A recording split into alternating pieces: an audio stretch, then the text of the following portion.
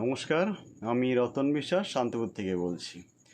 বর্তমানে কলকাতার central park করুণাময়ী বাস স্ট্যান্ডের পাশে শুরু হয়েছে বাংলার তাঁতের হাট। গতকাল থেকে শুরু হয়েছে 11/9/2024, চলবে 29/9/2024।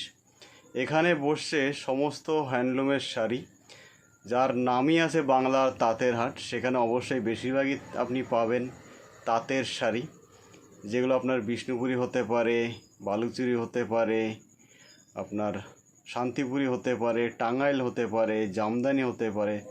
হ্যান্ডলুমে যত রকমের প্রোডাক্ট পাওয়া যায়, সমস্ত রকমের শাড়ি বা অন্যান্য যেসব পোশাক আছে সবই পেয়ে যাবেন একই জায়গায়, বাংলার তাঁতের হাট করুণাময়ী বাস স্ট্যান্ডের পাশে।